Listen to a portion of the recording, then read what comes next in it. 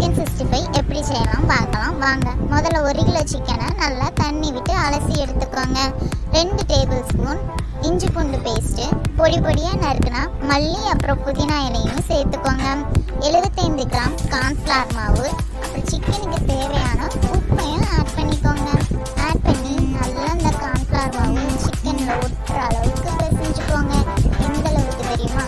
Chicken நல்லா பாத்திரக்கணங்க அந்த cornflour மாவே ஒட்டிக்கும். அந்த அளவுக்கு நம்ம நல்லா பிசைஞ்சு விட்டுக்கலாம். பிசைஞ்சதுக்கப்புறம் 65 மசாலாவை மட்டும் நான் இன்றைக்கி ஆட் பண்ணியிருக்கேன். உங்களுக்கு வேணும்னா கலர் பொடியும் ஆட் பண்ணிக்கோங்க. அதுக்கப்புறம் 2 டேபிள் ஸ்பூன் கட்டி தயிரை ஆட் பண்ணிக்கோங்க. தயிருக்கு பதிலாக முட்டைனாலும் ஆட் பண்ணிக்கலாம். நல்லா பிசைஞ்சு விட்டுக்கோங்க. கட்டியாக இருக்க மாதிரி ஃபீல் பண்ணிங்கன்னா கொஞ்சம் கொஞ்சமாக தண்ணி சேர்த்து வீடியோவில் காமிக்கிற கன்சிஸ்டன்சி வர அளவுக்கு பிசைஞ்சுக்கோங்க. இந்த கன்சிஸ்டன்சி வந்ததுக்கப்புறம் ஒரு கட்டு போட்டு மூடி ஃப்ரிட்ஜ் இல்லை அப்படின்னா நார்மல் ரூம் டெம்பரேச்சருக்கு 1 ஹவருக்கு மேக்னேஷன் ஆகிறதுக்காக வச்சுருங்க.